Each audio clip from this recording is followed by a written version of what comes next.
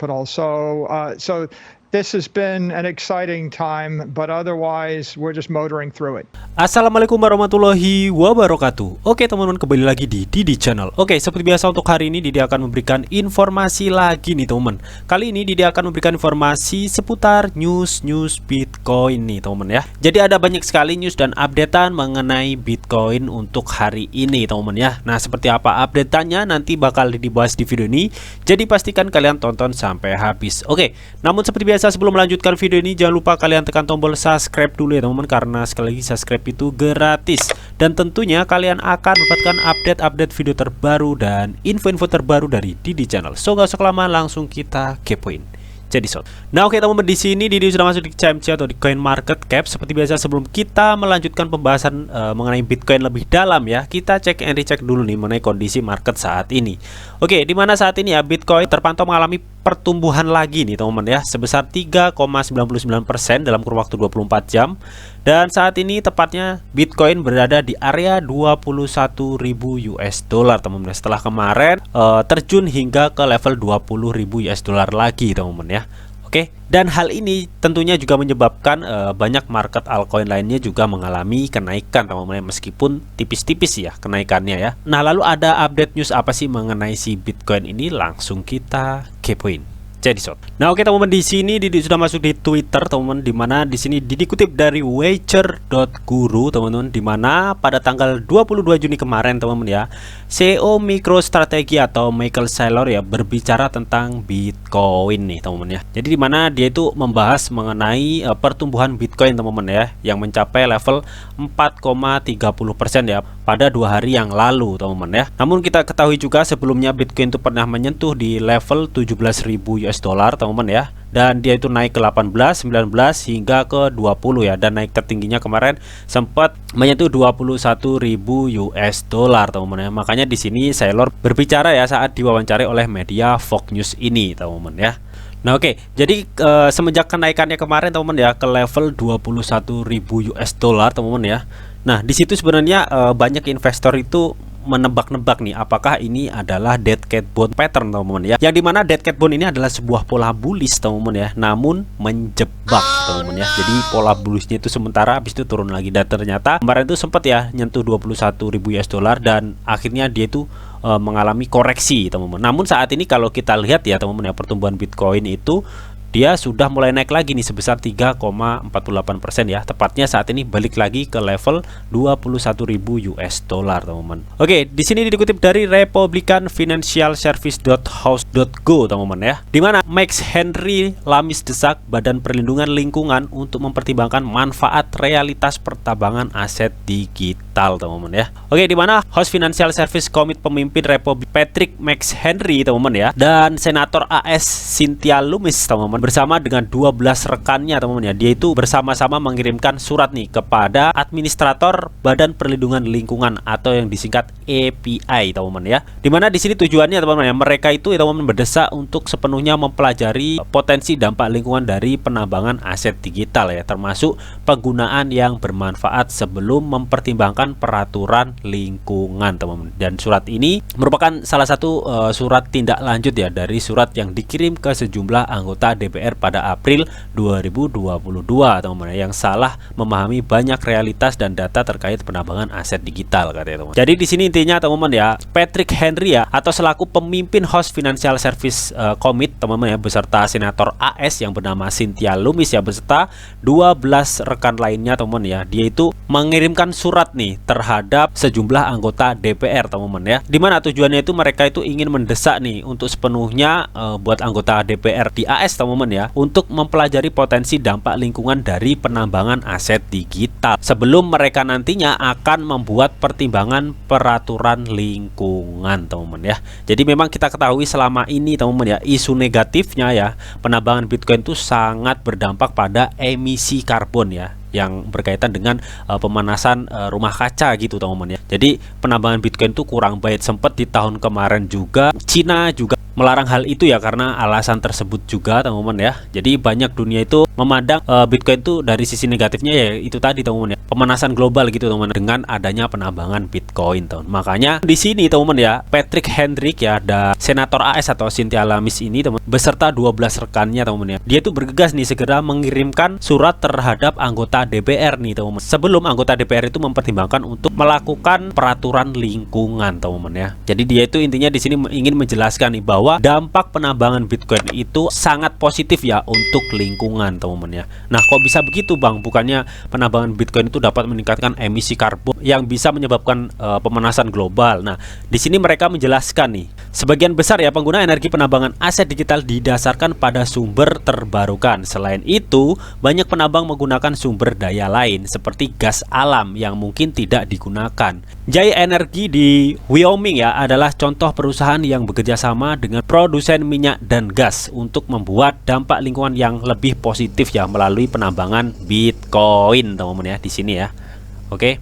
Penambangan Bitcoin yang menggunakan gas suar ya juga mengurangi emisi metana di Texas, New Mexico, Colorado, West Virginia, Ohio, dan North Dakota teman-teman ya. Oke. Jadi intinya di sini teman-teman ya bahwa mereka itu ingin menjelaskan nih kepada anggota DPR ya sebelum memberlakukan pertimbangan peraturan lingkungan teman-teman.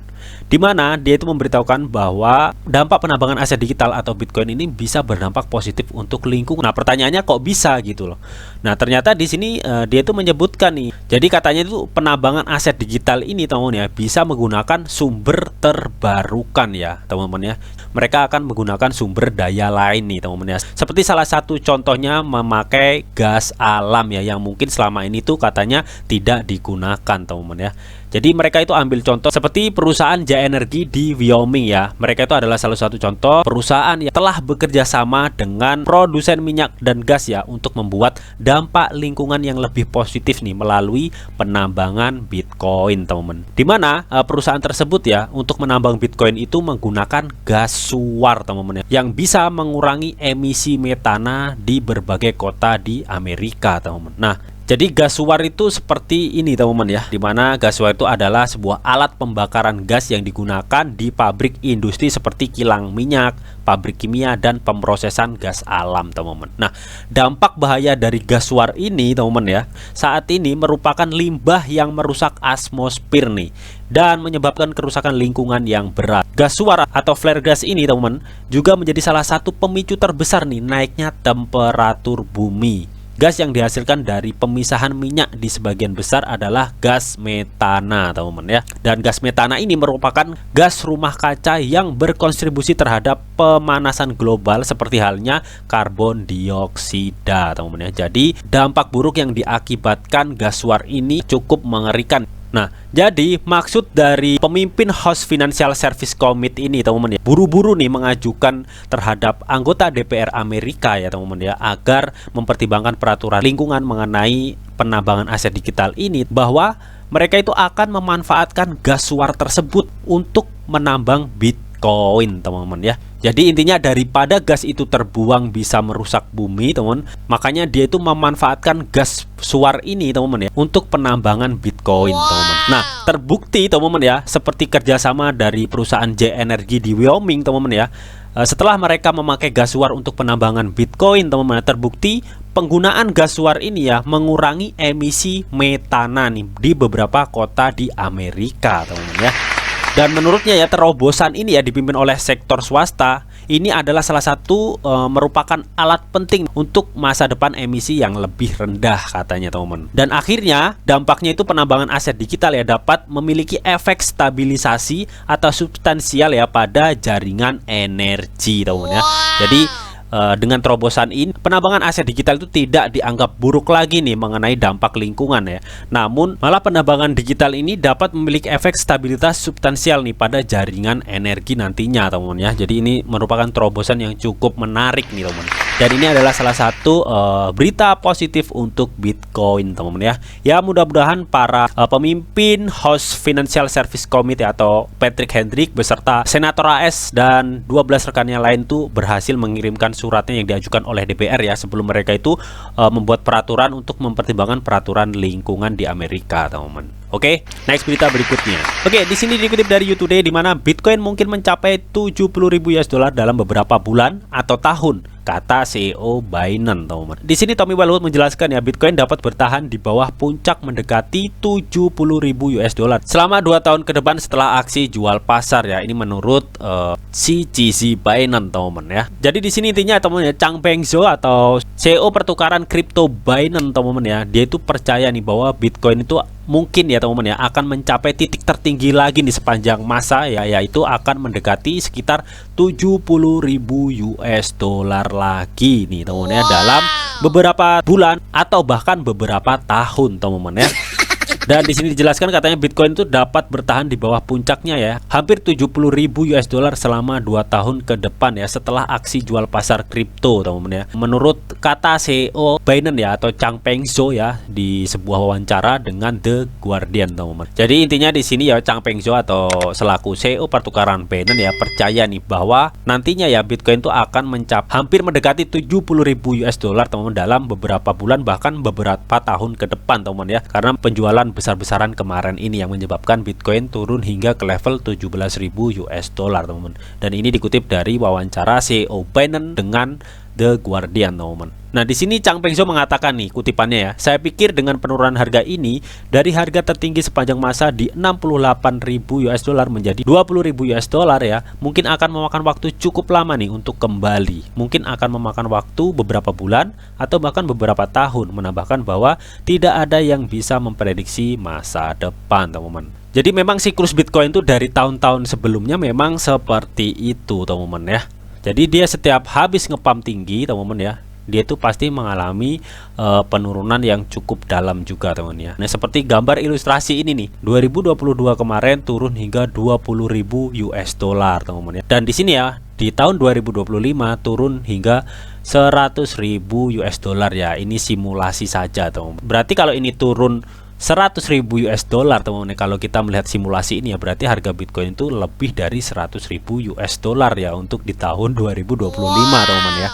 Kalau kita melihat simulasi ini loh, teman-teman ya, bisa dibilang simulasi ini juga prediksi gitu, teman-teman. Kalau kita melihat di tahun 2022 ya, harga tertinggi Bitcoin itu berapa sih ya, sampai di 68 kalau nggak 69.000 US dollar, teman-teman ya. Namun di simulasi ini ya, di tahun 2025 ya, ini banyak orang menangis lagi nih ketika Bitcoin turun di 100.000 US dollar. Berarti kan andaikan momen di 2025 ini masuk ke 2022 ya, ini yang tahun 2022 pastinya juga seneng banget ya, teman-teman ya.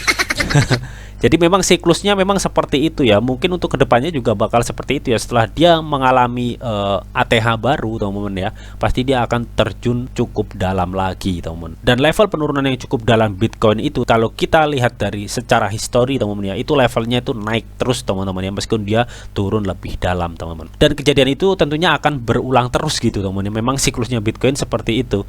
Jadi ini hanya prediksi si Chang Peng Zhou ya, bahwa Bitcoin itu akan naik turun ya di bawah ATH-nya kemarin ya, hampir mendekati 70.000 US dollar, teman-teman ya. Dan menurut Chang Peng Zhou ya, itu akan terjadi beberapa bulan ke depan atau bahkan beberapa tahun ke depan, teman-teman ya. Namun kalau kita melihat sejarah halving yang sudah dijelaskan di video sebelumnya, teman-teman ya, biasanya sehabis halving, teman-teman ya, karena memang fungsi halving itu mengurangi pendapatan penambang, teman ya, maka akan ada ledakan yang cukup besar, teman-teman. Dan halving akan terjadi di 2024 ya, mungkin perkiraan, teman-teman ya, ini hanya prediksi. Di 2025 akan ada ledakan besar ya, mudah-mudahan itu terjadi, amin. Oke, dan berikutnya dikutip dari You Today di mana di sini penambang Bitcoin membuang 18,251 BTC dalam 10 hari detail, katanya, teman-teman ya.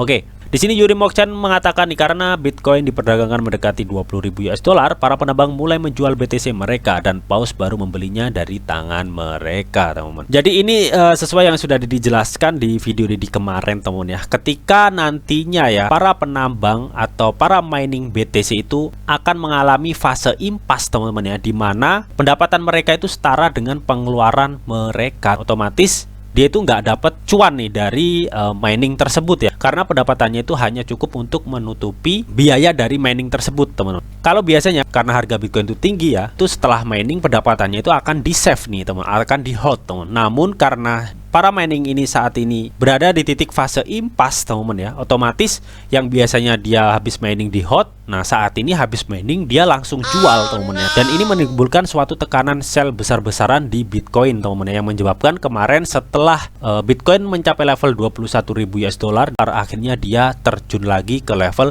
20.000 US dollar ya. Dan ini YouTube memberitakan bahwa penambang Bitcoin membuang 18 BTC ya dalam 10 hari, kata detailnya teman-teman ya. Oke, dan saat ini para paus juga sudah mulai menyerok lagi ya. Menurut keterangan yang diterangkan oleh Yuri Mokchen teman-teman ya, alhasil saat ini Bitcoin mengalami pertumbuhan lagi nih teman-teman ya, ke level 21.000 US dollar teman-teman. Jadi ini sudah dijelaskan di video Didi kemarin yang mengenai fase titik impas untuk penambang Bitcoin yang berdampak tekanan sell yang cukup besar ya untuk pasar Bitcoin teman-teman. Oke. Nah oke, jadi itu tadi teman-teman ya untuk news berita perkembangan Bitcoin teman-teman. Jadi untuk saat ini memang banyak sekali sentimen-sentimen positif teman-teman yang sudah menghampiri Bitcoin teman-teman ya.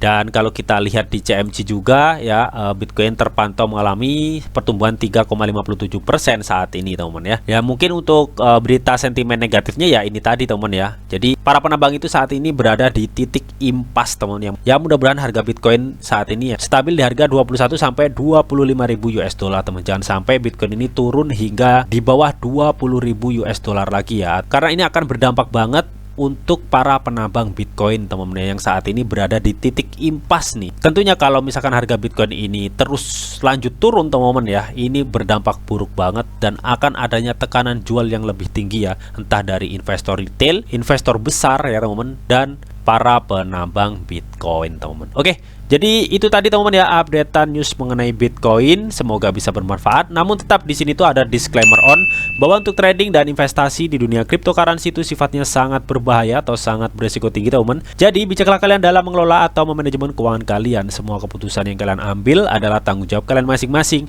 Di sini Didi hanya memberikan informasi yang Didi tahu untuk kalian semua. Oke, mungkin itu aja yang bisa Didi sampaikan di video ini. Semoga bisa bermanfaat. Jika kalian suka video ini, jangan lupa kalian klik like, share, komen, and di subscribe teman-teman, karena sekali lagi subscribe itu gratis dan tentunya kalian akan mendapatkan update-update video terbaru dan info-info terbaru dari Didi Channel. Oke, sampai jumpa.